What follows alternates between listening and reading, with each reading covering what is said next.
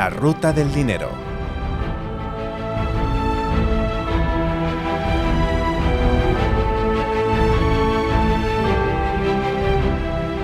La ruta del dinero se dirige al último trimestre del año, precisamente en el que siempre los inversores aspiramos a las subidas bursátiles porque es la temporada del consumo y siempre hablamos del rally de fin de año. Pero en esta ocasión lo vamos a rebautizar. Fernando Luque, Morningstar, como siempre, bienvenido. Muchas gracias. Y tienes un nuevo nombre para el tradicional rally de fin de año. Sí, yo creo que hay que hablar más que de rally de fin de año, bueno, todavía no es final de año, pero rally de fin de ciclo.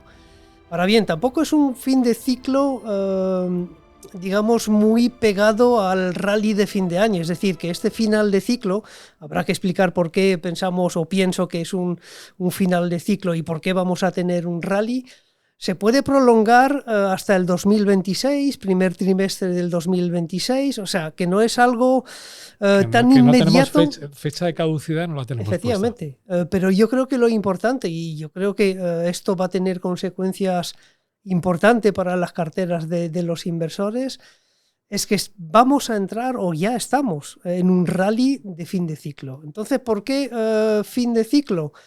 Bueno, porque si miramos el comportamiento bursátil y el comportamiento macroeconómico, si analizamos los grandes indicadores macroeconómicos, siempre hay ciclos. Es decir, la idea de que ya no hay ciclos ni macroeconómicos ni bursátiles es un error.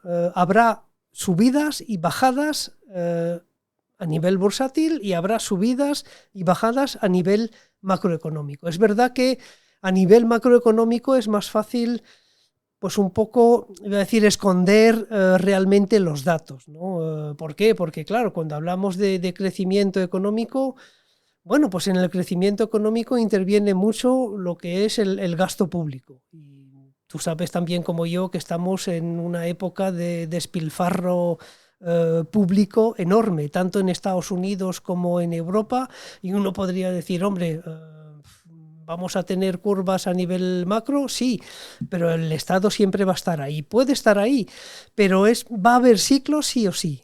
Y de hecho ya estamos entrando en un nuevo ciclo, porque un ejemplo, tipos de interés en Estados Unidos. Está claro que ya hemos entrado en una fase de bajadas de tipos de interés. Otro dato macro muy importante para este ciclo macroeconómico. Datos de empleo. El empleo se está debilitando en Estados Unidos. No digo que sea de momento un dato alarmante, pero la Fed ya lo ha visto. La Fed ha dicho, aquí tenemos un problema o vamos a tener un problema con el empleo y tenemos que reaccionar. Por mucho que pues, Donald Trump se ponga fiero con bajar mucho los tipos de interés, creo que la Fed ha actuado bien, pues empezando a bajar tipos de interés. Y luego también a nivel de beneficios empresariales. Estaba mirando las proyecciones de FactSet para este tercer trimestre, aunque todavía no tenemos los datos del segundo trimestre, por lo menos no todos los datos, y lo que vemos es que si comparamos los trimestres, el primero, segundo, tercero, incluso el cuarto, estamos en una tendencia bajista, por lo menos en Estados Unidos. Y sin embargo, estamos en un ciclo marcado por la inteligencia artificial, que eso también va a influir mucho en el ciclo macroeconómico, tanto a nivel de beneficios empresariales como a nivel de empleo. Pero lo que decías, Fernando, lo que no tenemos es fecha de caducidad para esta enorme acelerón que están teniendo las bolsas. Estamos grabando este capítulo el día 1 de octubre. En este momento la bolsa europea hoy va a cerrar con un nuevo máximo histórico que no repetía o no se conseguía desde finales de marzo antes de los aranceles de Trump, y la bolsa americana, lo sabemos, está casi en máximos históricos. Tenemos una fuerza indiscutible. Cuando se producen máximos tras máximos hemos entrado en subida libre, y tú tocabas uno de los puntos que me parecen más importantes, que es las previsiones de beneficio. Es verdad que hay una desaceleración propia del impacto que han tenido los aranceles, pero es que el mercado está confiando en una mejora muy fuerte de las ganancias para el año que viene. Tanto creo que es para el mercado americano como para el mercado europeo. de doble dígito largo. Estamos hablando de que crezcan los beneficios un 12% y en gran parte por lo que tú decías, la introducción de la inteligencia artificial. Sí, sí, claramente hay un impacto que se va a notar en los beneficios, no solo en el próximo trimestre, sino en los trimestres ya pues, del año 2026, ¿no? Y es verdad que mencionaba el hecho de que las bolsas están en máximo, y no solo la europea, sino también la americana está prácticamente en máximo, y estamos en una tendencia alcista que cada vez se está volviendo, pues, digamos, más fuerte, ¿no? Porque claro, si miramos, por ejemplo, lo que ha recuperado la bolsa americana desde los mínimos del mes de marzo era pues todo, digamos, el nerviosismo con los aranceles americanos, pues desde esos mínimos de principio de marzo, la bolsa americana en dólares, si lo medimos en dólares, ha subido más de un 30%. Y se ha producido además el sorpaso a la europea. Sí. Que es verdad que el inversor europeo no lo percibe porque como consecuencia del cambio que tiene el dólar pierde gran parte de la ganancia, pero otra vez el mercado americano se ha puesto por delante en rentabilidad a la bolsa europea y ha sido precisamente a raíz de la reunión de banqueros centrales de Jackson Hole, donde la Fed dejó un mensaje muy claro de que lo importante iba a ser el crecimiento, la preocupación, el empleo y la inflación dejaba de ser el norte de la brújula. Sí, la inflación ha dejado de preocupar. Es verdad que está un poquito por encima de lo que la Reserva Federal pues esperaba, el 2%. Yo creo que ya se ha olvidado del 2%. Pero es verdad que, digamos, esta tendencia alcista del mercado viene además por el empuje del sector tecnológico, ¿no? Y todo lo que hemos comentado de inteligencia artificial, pues ya se está notando en este rally, porque claro, si estamos hablando de rally de fin de ciclo, lo del fin de ciclo lo entiendo, porque bueno, en algún momento pues el empleo se va a ir deteriorando cada vez más, por lo menos esa es la tendencia. Los tipos de interés van a ir bajando cada vez más para intentar sostener la economía americana, pero no estamos de momento en recesión, no hay recesión a la vista. Y ese es el escenario, quiero decir, perfecto para las bolsas. Pero fíjate, Fernando, a mí lo que más me cuesta interpretar en todo este optimismo es precisamente lo que estabas focalizando tú, que es el empleo. Porque claro, estamos hablando de la inteligencia artificial y vemos unas mejoras clarísimas de los beneficios de las compañías, pero todavía no tenemos muy claro cómo se va a traducir eso en puestos de trabajo. Y el otro día un consultor me contaba algo que a mí se me ha quedado impactado, y es que hablaba de que en la logística, en Estados Unidos, pues hay aproximadamente como 3 millones de empleos.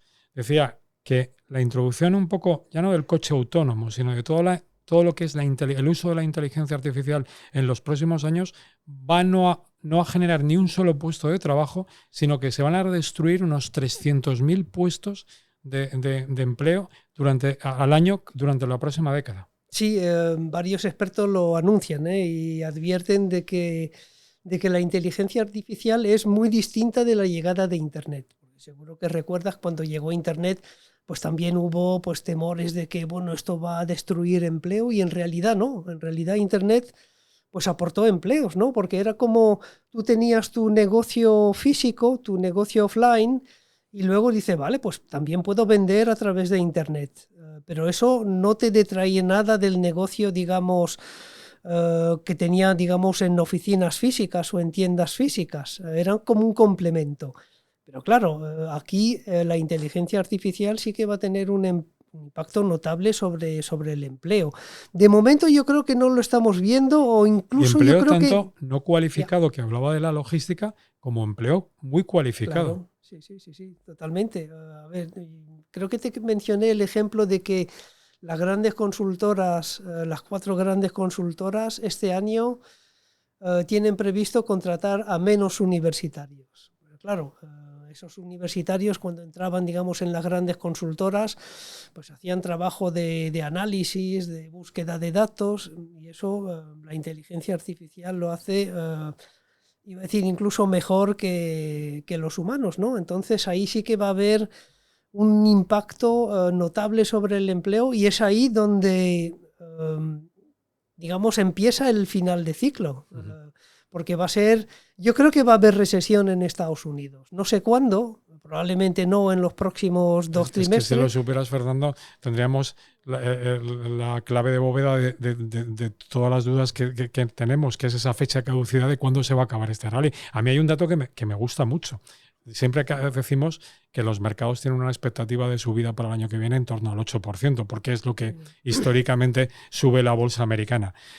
Hay un dato que me parece muy espectacular, que es qué hacen los mercados, el dato de Almanaque, un año después de haber superado un máximo histórico. Y es que tienen un comportamiento mejor que la media de ese 8%. Los mercados suben un 10% cuando se superan máximos históricos. Ahora estamos superando máximos históricos. Pero ¿tú sabes cuánto ha subido la bolsa americana en estos últimos 10 años? En términos anualizados. Una barbaridad, pero una barbaridad. Menos que el oro. 15%. Sí. En los últimos 20 años, a ver, si viene un marciano aquí y le digo, mira, en estos últimos 20 años hemos tenido la peor crisis financiera de la historia de la humanidad. Hemos tenido una crisis sanitaria que nos ha obligado a confinarnos a todo el planeta. Dice, ¿tú qué crees que ha hecho la bolsa?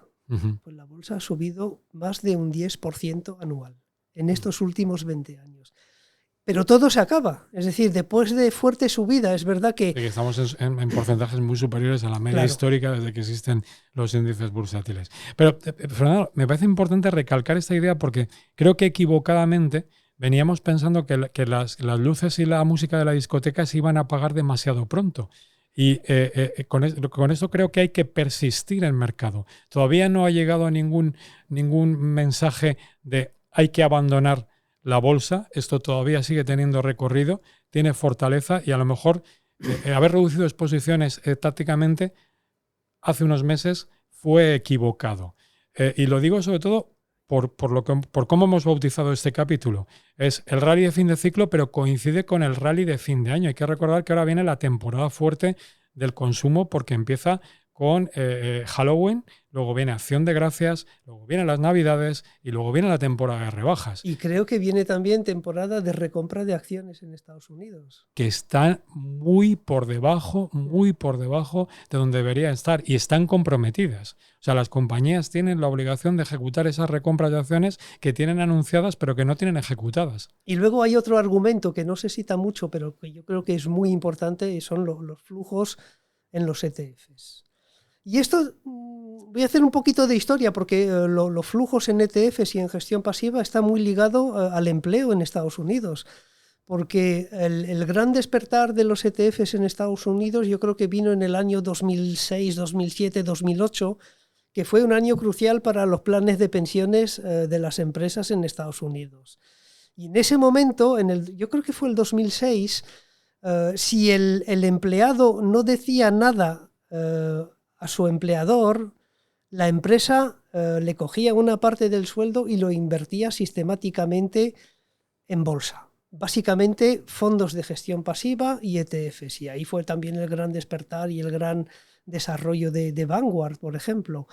Pues bien, por eso digo que los flujos en ETFs están muy relacionados con el empleo. Es decir, claro, tú tienes un empleo, pues tu empresa pues, te quita una parte del sueldo y lo invierte sistemáticamente en instrumentos de renta variable, pero claro, cuando te quedas en el paro o cuando te jubilas, pues retiras ese dinero. Es decir, de momento no hemos visto retiradas masivas en los ETFs. Ha habido retiradas, digamos, parciales y pequeñas, por ejemplo, durante este año 2025 ha habido como un parón en las aportaciones, pero no ha habido un año en el que dice pues que aquí ha habido realmente ventas masivas de ETFs. Y claro, ventas masivas de ETFs supone pues un impacto bestial en el S&P 500 o en el Nasdaq. Me lo comentabas antes, Fernando, porque lo que sí que se ha visto es que estamos hablando de una subida fortísima del mercado americano, pero lo que es en flujos demuestra que el inversor se ha perdido esa subida. El inversor, lo que comentaba anteriormente, ha sido reacio a aumentar su exposición porque pensaba que esto estaba ya demasiado alto. Sí, yo, por ejemplo, miro los flujos diarios en los 3 mayores ETFs del mercado americano, que hay un producto de Vanguard, otro de iShares y otro de Spider.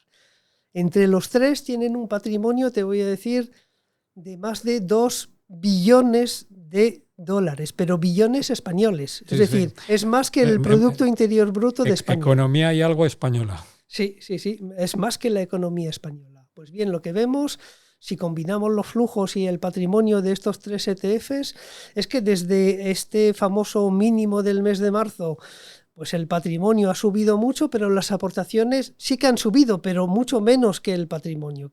¿Qué significa esto?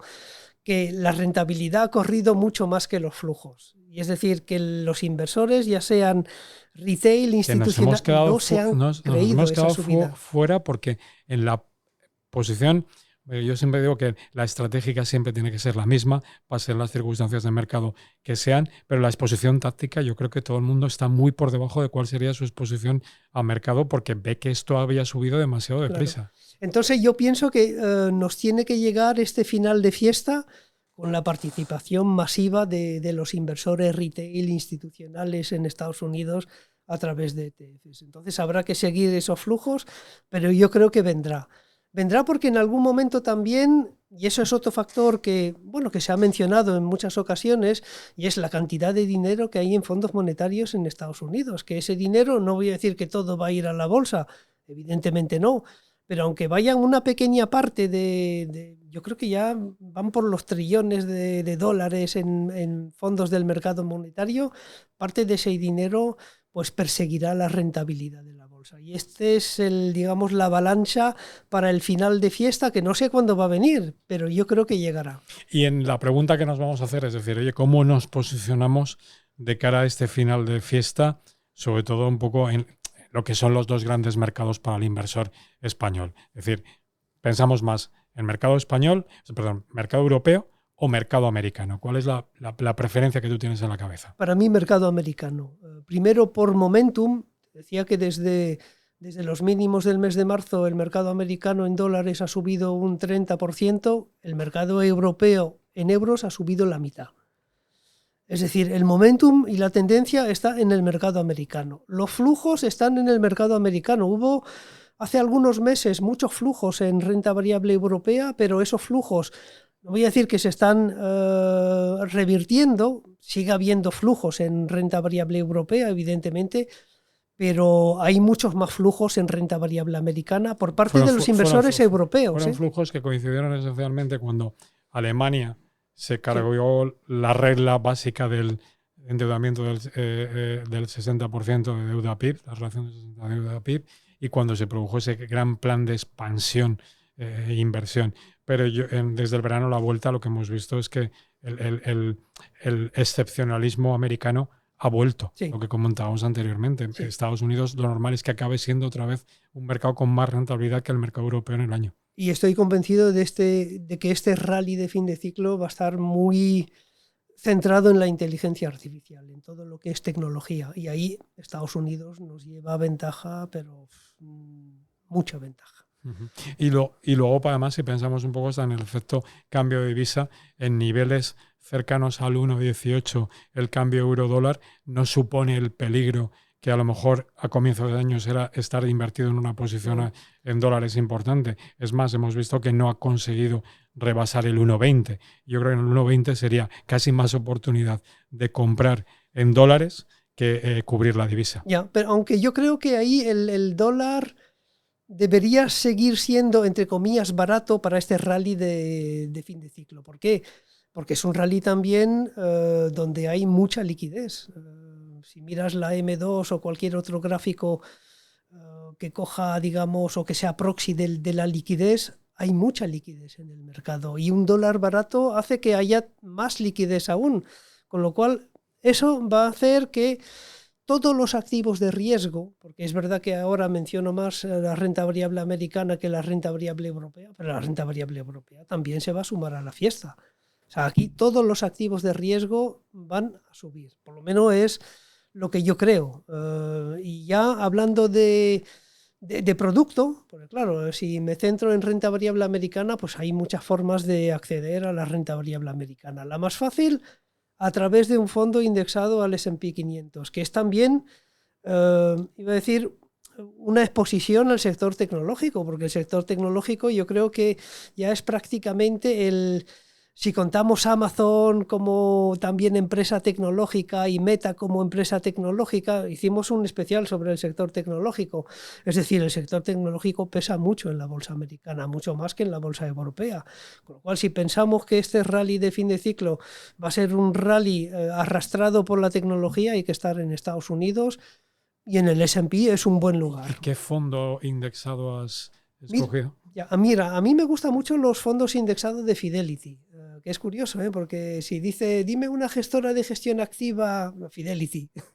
Pues Fidelity tiene productos de gestión pasiva muy buenos, tanto sobre el S&P como sobre el Eurostoxx, lo cual es curioso, ¿no? Que una gestora también pueda destacar en gestión pasiva cuando toda su vida ha sido pues, el estandarte de la gestión activa. ¿Por qué te gusta este producto especialmente de Fidelity? Porque es indexado, porque es barato, porque también tiene una clase... ¿Barato de qué barato en comisiones. No recuerdo, pero a ver, no recuerdo exactamente la comisión. Imagino que estará en un 0,10 y algo, me imagino. Sí, por ahí. Te lo quería preguntar porque, claro, se ha producido, para mí, una de las noticias en el mundo de la inversión más importante en las últimas semanas. Y es que ha llegado de la mano, y vamos a hacerles publicidad porque han sido ellos los que lo han hecho, de la mano de EMA Investor, el primer fondo indexado del mercado americano, del S&P 500, que puedes comprar a 0,05. A mí, claro, esto me lo dices hace años y era el precio que el mejor de los institucionales podía encontrar. Y hoy un particular puede comprar un producto a 0,05. Sí, eso es el coste, teníamos en mente el coste de los productos americanos. Ese es el coste típico de un fondo indexado en Estados Unidos para el inversor americano. Entonces, claro, aquí... a ver, hay otros fondos indexados, ¿no?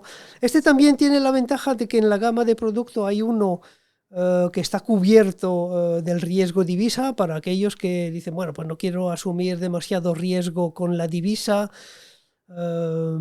Hay esa opción. Y esto sobre todo porque es una cosa que me he preguntado mucho. Desde al final, los fondos indexados de estas grandes firmas, pues al final tienen que tener casi un comportamiento muy parecido desde la desviación. Me extrañaría que la desviación fuera muy grande en la rentabilidad. No, yo creo que ahí compiten más por marca, ¿no? Porque por lo que es el propio coste, pues es difícil competir, ¿no? De hecho, es difícil que un actor nuevo entre en este mercado porque te mencionaba estos 3 ETFs que tienen un patrimonio bestial. Pero es difícil desbancarlos. Imagínate, no he hecho el cálculo, pero imagínate, incluso con un 0,05%, cuánto se llevan de comisión de gestión al año. Que yo creo que haciendo un cálculo así mental rápido son $1.000 millones al año. Yo lo que aconsejo a muchos de los inversores que nos están escuchando es que saquen en un Excel y proyecten lo que es el coste de ese producto a 0,05 con las comisiones de muchos fondos de inversión que están pagando comisiones cercanas casi al 2% y proyecten esas comisiones a largo plazo para ver la diferencia de rentabilidad que obtienen y sobre todo lo que me parece casi imposible, porque casi no hay producto, que es no hay casi nadie que sea capaz de batir al Standard & Poor's, con lo cual no hay creación de valor que pueda competir contra este tipo de productos. Claro, y luego cuando hablas de batir al Standard & Poor's 500, tú piensas en el Standard & Poor's 500, el índice de precios. Pero claro, un ETF, por ejemplo, un ETF bate claramente al Standard & Poor's 500 de precio. Se queda muy próximo al Standard & Poor's con reinversión de dividendos. Y claro, en el caso americano, a ver, no es tan flagrante como en el caso español, donde ahí la rentabilidad por dividendo pues ronda el 4%. Estaremos hablando de casi un 2%. Sí, un 2%. Por eso es tan difícil batir a la gestión pasiva en mercados tan maduros como el americano. Pero bueno, yo creo que es una buena forma de participar en este rally de fin de ciclo. Y vamos al producto, Fernando, que yo creo que más tienes en la cabeza, porque lo que dices, a ver, si hay un rally y hay que estirar este rally, va a venir acompañado por la inteligencia artificial y eso es la tecnología. Sí, y ahí es verdad que hay fondos de tecnología, pero bueno, podríamos simplemente pues, elegir un fondo referenciado al Nasdaq. Y aquí tenemos 2 candidatos españoles, uno de MyInvestor y el otro de Bankinter. Uno está cubierto, el otro no, pero da igual. Yo creo que en este fin de ciclo, tampoco va a haber revulsión en cuanto a la divisa. Lo hemos comentado en otras ocasiones, pero no recuerdo ahora cuál es el que está cubierto en divisa. Yo creo que el de Bankinter está cubierto. Y de hecho, si uno mira las rentabilidades desde el principio de año, verá que el de Bankinter le gana en rentabilidad al My Investor por la diferencia del dólar. Claro, es que estamos hablando de un año tan significativo como este, podemos estar hablando de 10, 12 puntos de rentabilidad. No tanto, pero por ahí, ¿eh? Sí. Es verdad que puede alcanzar ahí el 10% de rentabilidad, lo que es la propia rentabilidad. No le dedicamos mucho tiempo porque en anteriores capítulos ya hemos repasado estos productos. Vamos a fondos todavía más temáticos vinculados a la tecnología y a la IA. Sí, ahí pues yo elijo un ETF porque no hay fondos, un ETF de semiconductores, ¿no? Que es la materia prima para la inteligencia artificial, y ahí pues yo me iría al producto, por ejemplo, de VanEck, que es un gran proveedor de ETFs, el VanEck Semiconductor. Curiosamente no tan conocida en el mercado español, cuando yo creo que es la cuarta o quinta en Estados Unidos. Y además a su responsable en España le tengo muchísimo cariño. Sí, tienen buenos productos temáticos. A mí me gusta. A ver, me gustan todos, pero es verdad que tiene producto ahí muy diferenciado respecto a la competencia. Y luego, si estamos hablando de inteligencia artificial, hay, digamos, una opción temática que no es de inteligencia artificial, pero que sí que tiene que ver mucho con la inteligencia artificial, los centros de datos, y a lo mejor voy a sorprender a alguno, es el uranio. Vas a sorprender. El uranio, a ver, porque todos estos centros de datos van a necesitar energía, y no energía renovable. Lo siento por nuestro gobierno español que apuesta por las energías renovables, pero a los centros de datos no les valen las energías renovables, salvo que descubramos la forma de, pues no sé baterías. Fernando, no sé cómo vamos a hacerlo en España, porque si después del cierre de Garoña viene Almaraz y nos vamos a quedar sin nucleares y parece que está prácticamente cantado, no sé de dónde vamos a sacar la energía suficiente para toda la extensión de centros de datos que tenemos en España. Pues no sé, nos vamos a quedar atrás, porque todo el mundo está apostando por el nuclear, incluso Alemania ha vuelto a apostar por el nuclear, Japón ha vuelto también a apostar por el nuclear después del famoso accidente de Fukushima, y que hablabas de Alemania, que fue Merkel tras Fukushima la que prácticamente abandonó la carrera nuclear. Entonces esto ya se está notando, no es que el rally empiece ahora, el rally ya ha empezado. ¿Y qué producto hay para invertir en uranio? Hay producto, hay uno de Sprott, por ejemplo, pero yo me voy a quedar con el Global X Uranium. El Global X Uranium, la versión europea, pues ya tiene cierta antigüedad, el americano tiene mucha más antigüedad. ¿Perdón? STF, sí, no hay fondo que invierta exclusivamente. Como siempre, en uranio. dejamos vinculados los ISIN de todos los productos para que no volver locos a quien nos está escuchando. Decía que, por ejemplo, el uranio pues ha subido mucho.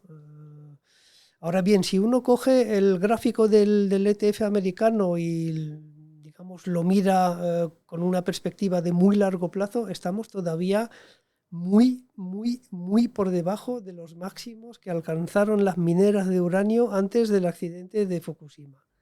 Es verdad que ese accidente fue, digamos, un gran palo, ¿no? para las mineras de uranio, cambió todo, pero está renaciendo y yo creo que hay un potencial enorme. Hace mucho que no miro los precios del uranio. Esto se puede mirar en la web de Cameco. Cameco es la gran minera canadiense de uranio, y está bien porque cuando uno mira los precios del uranio hay dos tipos de precio: el precio spot y lo que llaman los precios de largo plazo, los long-term prices. Y esos long-term prices es el precio al que pagan las eléctricas. No lo he visto desde hace ya algunos meses, pero estoy convencido de que esos precios están subiendo. Y es una forma, yo creo que quizás tangencial de invertir en inteligencia artificial, pero la inteligencia artificial va a necesitar de dos cosas: de agua para refrigerar los centros de datos y electricidad, energía. Y yo creo que ahí el uranio pues, es un candidato muy Me has dejado potente. intrigado porque además Cameco es una de las compañías que hace también mucho tiempo que no he visto, pero hace desde luego año y medio, 2 años, era uno de esos value clarísimo que tenías que decías, si quiero incorporar algo en cartera, era uno de los valores que mirabas. Ahora realmente no sé, con el comportamiento que haya tenido, si de verdad tendría ratios tan atractivos, pero bueno, que puede ser Bueno, pero el futuro puede ser es un valor atractivo. muy interesante a mirar, como lo que decías. Y Y luego te una dejabas última... uno para el blockchain. Sí, a ver, porque te decía que en este rally de fin de ciclo va a subir prácticamente todo. Renta variable europea, renta variable americana y evidente también las criptos. Entonces me van a decir, ¿y cómo invertir en criptodivisa? Bueno, pues hay ETNs, bueno, ETFs, pero es verdad que para algunos inversores es difícil. ¿Por qué? Porque los distribuidores españoles todavía reservan esos ETF para inversores cualificados. Es decir, son productos que están disponibles en las plataformas, pero si uno va a comprarlo, pues le sale el mensaje de que usted no es un inversor cualificado, por lo tanto no puede comprar este ETF. Que no lo entiendo, ¿eh? Entonces, la forma Bueno, porque de... esencialmente, Fernando, al inversor se nos está infantilizando en la sobreprotección que se nos ha dado. No podemos acudir a salidas a bolsa. Desde AENA no hemos podido acudir a ninguna. El capital privado está casi vedado. Es decir, son muy pocas las entidades que ofrecen por 10.000 euros. Y igual que puedes juguetear con criptos desde plataformas extrañísimas, al final tienes muy poco producto profesionalizado para invertir en un activo que es interesante. Sí, sí, además que mueve también muchísimo volumen, porque también estoy siguiendo los ETFs de Bitcoin y ahí pues hay muchísimo volumen en Estados Unidos. Pero hay una forma de entrar por la puerta de atrás que es a través de las mineras y del blockchain. La CNMV me podría decir, no recomendamos la compra de ETNs de criptos. Lo dijo Carlos San Basilio, el presidente de la Comisión Nacional de Mercado de Valores, aquí en la Casa del Economista ayer mismo, que decía, puso el foco en la preocupación un poco en la comercialización siempre de las criptos. Un mensaje reiterado. Sí, a ver, pero si me dice, no, es que es un producto muy volátil, es que el blockchain que voy a recomendar, que voy a citar ahora, tiene una volatilidad mayor que la del Bitcoin. Es un poco, son mineras. Es un poco como comparar las mineras de oro con el oro. Sí, Las mineras tienen más volatilidad que el oro. Correlacionan poco. Entonces, ¿por qué permiten la venta de un fondo de blockchain o un ETF de blockchain? No hay ningún problema en comprar ETFs de blockchain y no de criptodivisas. No lo sé, no lo entiendo. Bueno, dinos cuál es el producto. El producto es... a ver, es un fondo. Hay muchos ETFs de blockchain, pero en este caso he elegido un fondo. Tiene la ventaja que es traspasable. Sí, o sea, sí. He elegido el de BNY Mellon, el BNY Mellon Blockchain Innovation. No hay demasiado producto a nivel fondo, pero hay. Desconocía que este producto era de blockchain. Estaba pensando que sería de cualquier otra temática. Al final es que es difícil llegar al subyacente de que invierten tantos productos que hay en la cartelería. Sí, a ver, yo no soy un especialista ni en blockchain, ni en Bitcoin, ni en criptoactivos. A mí lo que me importa es un poco el comportamiento de esos instrumentos financieros en el contexto de mercado. Si pienso que va a haber un rally de fin de año, de fin de ciclo, las cripto van a participar. Estoy convencido porque es el activo más relacionado con la liquidez. Si lo hubiéramos dedicado solo un capítulo a esta parte, estoy convencido que sería un capítulo que tendría ya mucho interés, con lo cual a lo mejor Javi Calvo nos obliga a hacer uno. Sí, tenemos que volver sobre el tema del Bitcoin, del Ethereum, de Ripple. Es muy interesante. Y además, muy interesante y también muy promocionado por la familia Trump. Y ahí tiene también, bueno, podremos hablar mucho, pero por ejemplo, hablar de las stablecoins es muy interesante, porque ahí hay una relación directa con los bonos del Tesoro americano. Pues Fernando, estamos a 1 de octubre. Analizaremos, yo creo que a finales de año, si de verdad hemos tenido un poco no vamos a llamarlo rally de fin de año, sino rally de fin de ciclo, porque no sabemos dónde vamos a tener la fecha de caducidad que más quisiéramos, pero también es verdad y somos conscientes que por las valoraciones que estamos pagando, en algún momento se tiene que apagar la luz de la discoteca y dejará de sonar la música. De este rally no sabemos cuándo terminará, pero sabemos que ya ha empezado. Fernando, pues mejor no podemos cerrar. Vale. Muchísimas gracias, Fernando. Gracias a ti, Hasta la próxima. Joaquín.